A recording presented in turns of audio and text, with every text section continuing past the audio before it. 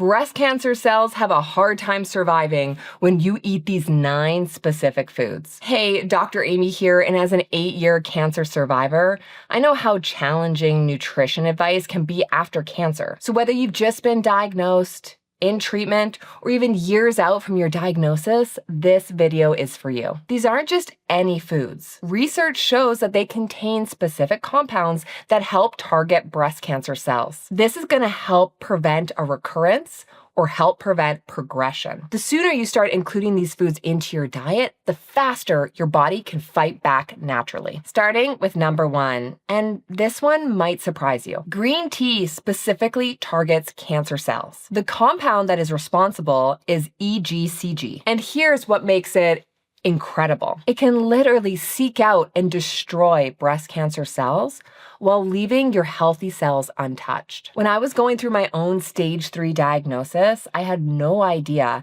that green tea had such a powerful compound. This simple beverage would become one of my most powerful allies. Not only did it help combat the crushing exhaustion that I was experiencing, but it helped me fight off cancer cells. Once I knew, I gave my body that specific cancer-fighting compound almost every day. The literature is actually staggering.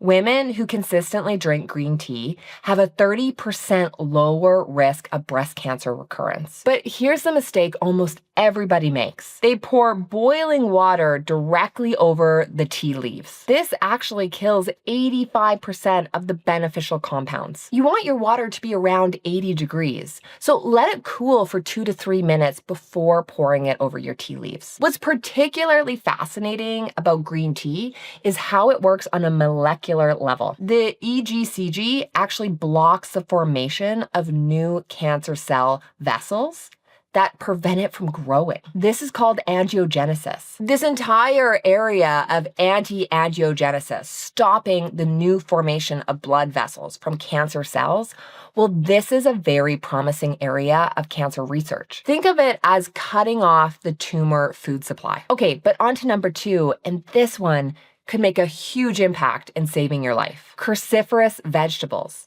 things like broccoli, cauliflower, Brussels sprouts. They contain a powerful compound called sulforaphane. This literally sends a death signal to cancer cells. But here's what's incredible. It only targets cancer cells, cells that are unhealthy or abnormal, and it leaves healthy cells alone. I often tell my patients that these vegetables contain compounds that are having a direct conversation with your cancer cells. Research shows that women who eat cruciferous vegetables at least 3 times a week, well, they have a significantly lower risk of breast cancer. One breast cancer survivor that I work with inside the Cancer Freedom Program, she really had a passionate hatred towards broccoli. She told me she'd rather skip a meal than eat that. But we worked together to find creative ways to include more cruciferous vegetables in her diet. I mean, after all, she needed to do this. Her life depended on it. We made things like cauliflower rice. We roasted Brussels sprouts with garlic and Parmesan. Within weeks, she noticed a dramatic improvement in her energy level. Her oncologists were amazed because her lab markers were dramatically improving. But here's the preparation that most people don't know about. Light steaming actually increases the bioavailability of sulforaphane by about 300%. This is compared to eating them raw. The perfect method is to steam them until they're bright green with a slight crunch.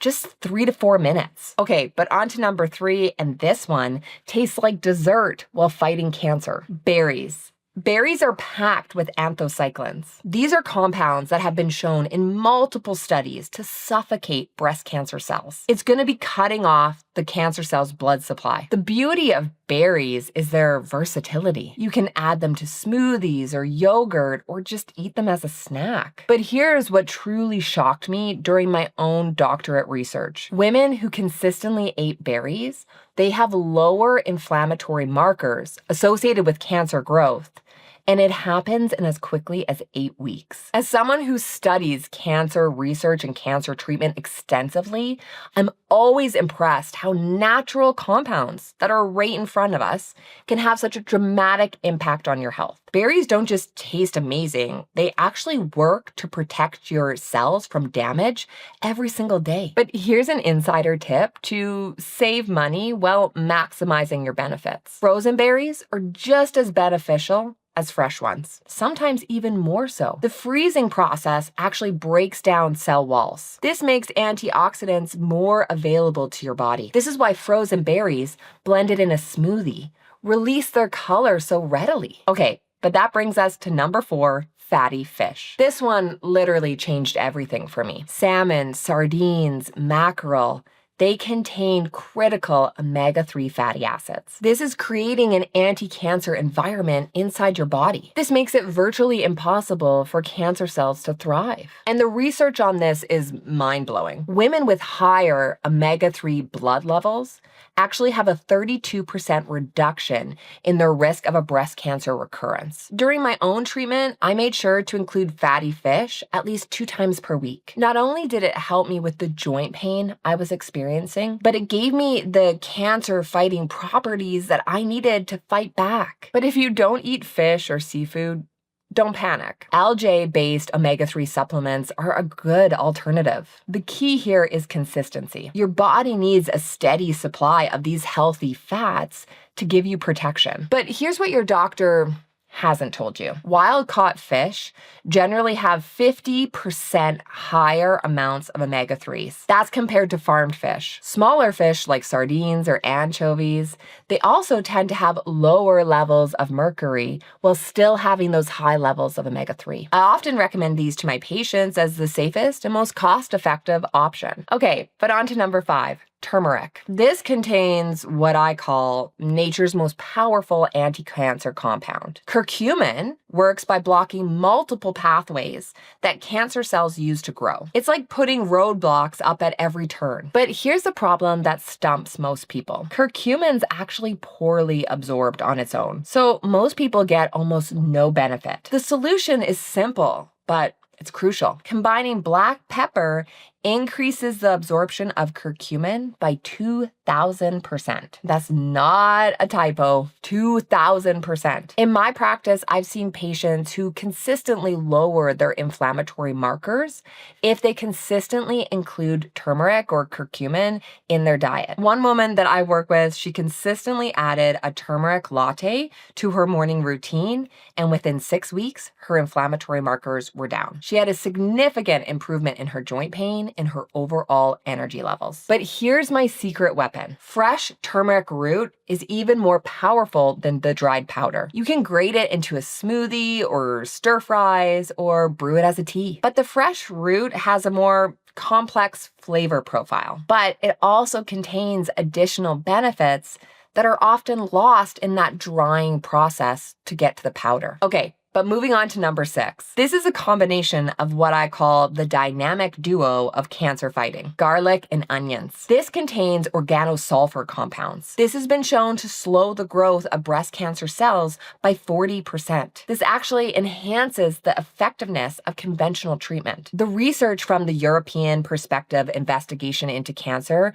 followed 300,000 women and looked at this exact question. They found that women that ate more garlic and onions had a lower risk of breast cancer. But this protective effect, it was dose dependent. This means that more consumption provided a higher benefit. When I'm working with cancer survivors and thrivers, I always emphasize the benefits of these 2 foods. If you make garlic and onions a regular part of your diet, well, then you're going to consistently lower your risk of breast cancer or recurrence. But here's a preparation trick that actually multiplies the benefit. You need to crush or chop your garlic and let it sit for about 10 minutes before you cook it. This allows the enzymes to convert into the form that's responsible for cancer fighting. But heat damages this enzyme. So if you don't wait, then it could be all for naught. Okay, but on to number 7. Leafy greens. This discovery during my own cancer journey was life-changing. Spinach, kale, Swiss chard,